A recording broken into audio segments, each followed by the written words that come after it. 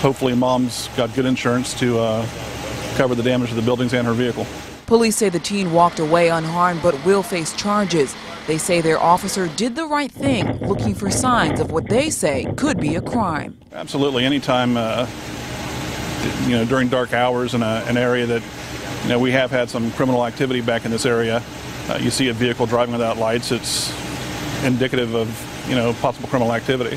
So any police officer is going to go ahead and try to activate their lights and make a traffic stop to find out what's going on. Police say 9 times out of 10 drivers just forget to turn their lights on. But in this case, it wasn't. Officials say the teen made an initial poor decision to drive. Not stopping also could have cost lives. Now, police say the teen is back home with his mom. He has been cited and will face several charges. Live in the studio, Birshal Admei, 2 News, working for you. And now some new information for you at 5. 2 News returns to the explosion site in the 300 block of Brooklyn Avenue in Dayton. Neighbors we spoke with today told our crews that really little has changed since April. Video shot today shows rubble still piled up in the front yard and scattered throughout that neighborhood. Residents say many damaged homes still have not been fixed through their insurance companies. No word yet on when the explosion site will be cleared, and officials say the homeowner is responsible for the blast. In Miamisburg, police are hoping you can help them identify this man who they say assaulted another patron at G&J's High Spot Bar on Thursday night. We are told the victim was hit in the head. At first, there was some reports that someone had fired a gun, but police later determined that no one had been shot. This was just between the assailant and the victim. And apparently we're still investigating, but by all accounts it seems like it may have been just an unprovoked assault. So the victim was taken to the hospital and treated for minor injuries. If you know who that man is in the photos, you're asked to call police. And a fight at a Dayton gas station lands 2 people in trouble. The report filed with police indicated it happened at a Speedway station when a truck smashed into a vehicle that was pulling up to a gas pump. Now, witnesses say that started an argument, and Joyce Kinsler allegedly attacked. She's the wife of the truck owner, but is seen on surveillance video arriving at the gas station separately. Kinsler was arrested. Others in the fight were also summoned into court. Looking ahead, the death penalty trial for Anthony Stargell is scheduled to begin on Monday. Jury selection is expected to last several days. Police say back in 2012, when Stargell was 21 years old, he shot and killed Tom Nichols and Nichols' dog. They believe he then burned the bodies of the victims in the garage to cover up the evidence, some of which was later found where Stargell lived, say police. Also on Monday, Ryan Hayes is scheduled for trial in Montgomery County. He is charged with aggravated vehicular homicide and OVI. Prosecutors say that in 2011, he was drunk when he drove into a closed section of Hoover Avenue in Dayton and crashed into a construction equipment there. His girlfriend, 33-year-old Quadria Harvey, was killed instantly. A live look at downtown Dayton. Just a picture-perfect day and on into the evening. Beautiful out there. The big question, though, as it is Friday, will it last to the weekend? Chief Meteorologist Brian Davis tracking your Storm Team 2 forecast with the power of Live Doppler 2 HD. Hi, Brian.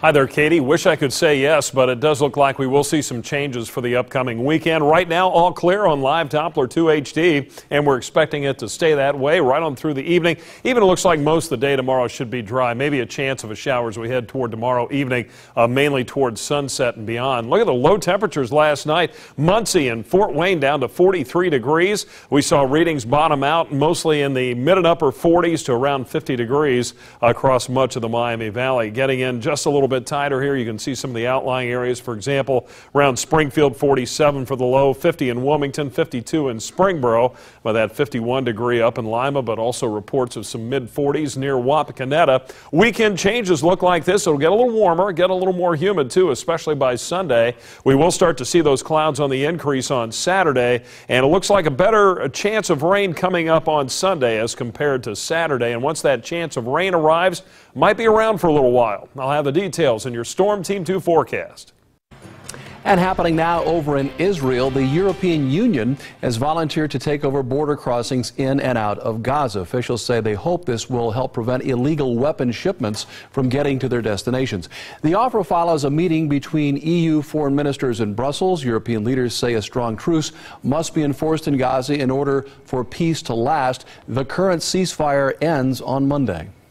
And in the wake of the fighting between Israel and Hamas in Gaza, organized anti-Israel demonstrations have been occurring not only in Europe but also in the United States. Marcia Bonhart digging deeper tonight, asking our local Jewish community about the unnerving trend. And still a lot of questions to be answered from the Jewish community about that. But so far recently, thousands of people have supported protests against Israel. Israeli military airstrikes in the Gaza Strip. The United Nations reports 80% of the victims are civilians. Military action that has prompted scores of protests across the globe. What free people in free countries are allowed to do is to protest and criticize governments. But those anti-Israel protests, Kathy Gardner agrees, are in greater numbers than what the Jewish community is used to seeing, especially those demonstrations in the United States. The rising numbers of U.S. protests against Israel, she says, are taking a different, more viral turn. This goes way beyond what's happening with Israel. So if there's hate speech, if there's calling for action against Jews worldwide, what was there? What was the latent feelings that were not ready to come out yet, and they're coming out now? Why are there more people within these borders who are protesting against Israel? That's never happened. I think it's possible that this particular action has a number of factors that are hard to understand. Do you think that Americans are viewing this latest action as Israel being much more aggressive than it has been? Some people do not see Hamas as an aggressor. We need to understand the situation, and we need others to understand the situation. When you find safety and comfort in the United States, and then that tide starts to switch, how does that make Jewish people feel right now? Angry, and there's anger, and definite concern. Gardner says what has gone from protest to anti-Semitism and being used as an opportunity, she says, to say and to perform horrible acts. Marcia Bonhart.